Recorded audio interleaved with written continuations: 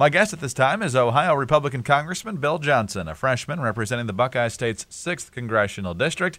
He is joining us today to talk about the big debate that's going on Capitol Hill this week, and that's the extension of the current payroll tax rates and exactly how the funding ought to work for that, what should be attached to that. Just on Tuesday, House Republicans approved an extension of the existing payroll tax rates while also attaching approval of the Keystone Pipeline from Canada, which some estimates suggest could create as many as about 130,000 jobs in this country. And Congressman, thanks so much for being with us. You're certainly welcome, Greg. Good to be with you today. Thanks for having me on. Well, the one thing that both parties seem to be in agreement on is that they want the current payroll tax rates to persist for at least another year here. The big question, of course, is what the offsets will be for that. Republicans want to cut spending. Democrats want to raise taxes on the wealthy. Do you see any common ground emerging right now? Well, you kind of hit the nail on the head. We in the Republican-led House believe that it would be most irresponsible to have Americans taking home less in their paychecks when they are struggling so hard under President Obama's economy. With unemployment still hinging around 9%, Americans are hurting. And in my district, in eastern and southeastern Ohio, that unemployment rate creeps up to double digits. Some of them up 11, 12, 13, 14%. So I could not justify allowing that payroll tax credit to expire. And the good news is, though, Greg, is that this is being paid for.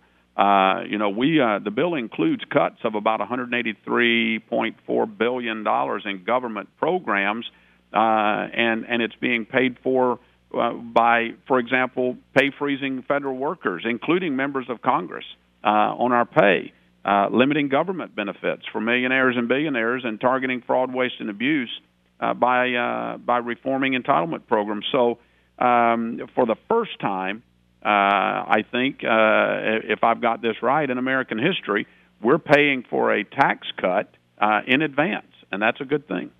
What exactly is their tax increase proposal on the wealthy? Is it marginal? Is it that their payroll taxes wouldn't go up? But what exactly is their proposal? Well, they want to tax the wealthy. They want to tax America's job creators.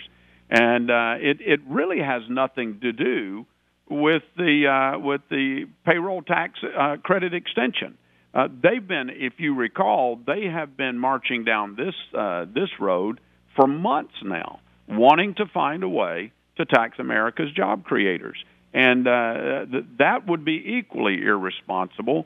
Those are the ones that we're asking to create jobs, and how can they do it when the federal government continues to put so much uncertainty on it? Greg, I got businesses all up and down my district that are sitting on cash, waiting to grow their businesses, and they're saying, look, I don't know what the federal government's going to do. I don't know what this president is going to do through his regulatory processes that are strangling America's businesses, and I don't know what's going to happen with this payroll tax credit and how that's going to affect things. How can America's businesses create jobs under that kind of uncertainty? And that's what we tried to solve yesterday. How big of an issue would this payroll tax be if it got reverted to last year's rates on the businesses in your district, in terms of obviously the amount that's paid for workers and for employers? How big of a difference could that make in decisions to hire? Well, it's going to make a big decision. You're talking about small businesses, and small businesses are the backbone of America. Most jobs that are created in this country are created by small businesses. And with that kind of uncertainty, they're going to sit on their money and they're going to sit on their opportunities until they see a light at the end of the tunnel.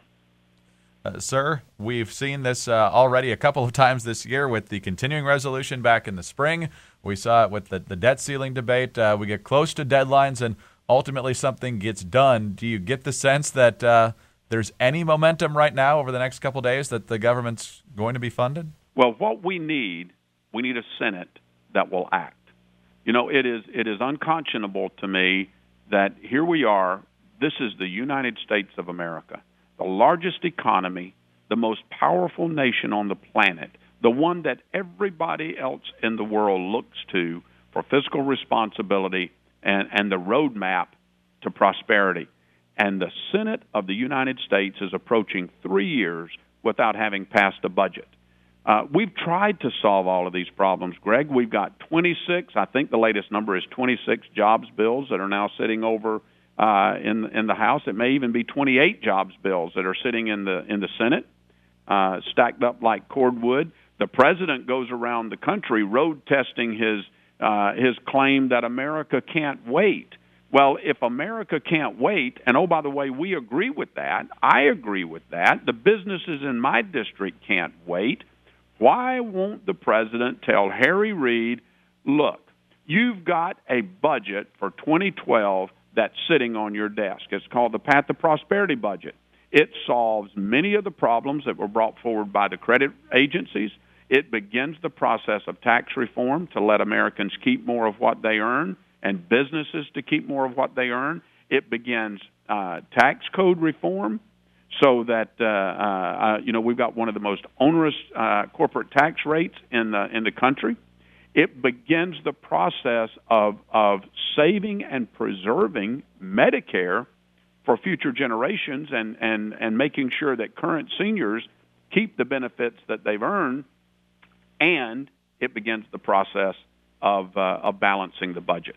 So why wouldn't the president do that if he were really concerned about the fact that America can't wait? Instead, he wants to put a roadblock up to one of the most viable, shovel-ready projects in the Keystone Pipeline.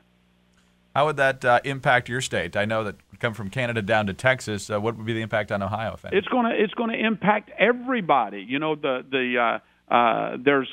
talk about that pipeline carrying, and depending on which expert you listen to, anywhere from 800,000 to over 1 million barrels of oil per day, essentially eliminating U.S. dependence on Middle East oil. And when you talk about what that's going to do to gas prices, according to an analysis by the Deputy Assistant Secretary of Energy for Policy, and I quote, he said gasoline prices in all markets served by refiners would decrease, including the Midwest. Now, that's Ohio. You're talking about cheaper gas prices at the pumps, and that would benefit the people of my district greatly. Last question before we let you go, sir. You mentioned the frustration that you have with the Senate and the president not moving on some of the ideas that you've forwarded on to the Senate as the Republican-led House. When you talk to your constituents back home, do they understand the dynamics, or are they just seeing that ultimately things aren't getting done? Well, it's twofold. One, it takes a personal conversation, which I've done many of them. I have telephone town halls where I talk to my constituents. I have face-to-face town halls. And when I sit down and outline for them what we have put in place and what we have sent to the Senate and the fact that the Senate is not responding, they get it. However, my district is comprised of somewhere between 600 to 700,000 people, depending on whether you're talking the current district lines versus the future district lines.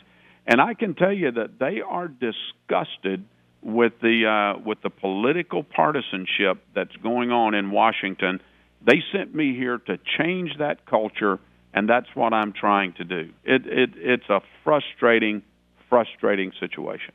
Well, Congressman, we'll certainly keep following it this week. We hope you get to spend Christmas back home with your family, but we'll see how long it takes for things to get sorted out here. Thank you very much for your time today. Thank you for having me on. Very good, sir. Merry Christmas to you. Merry Christmas to you, too. Thank you, sir. Ohio Congressman Bill Johnson represents his state's 6th Congressional District. I'm Greg Corombos reporting for Radio America.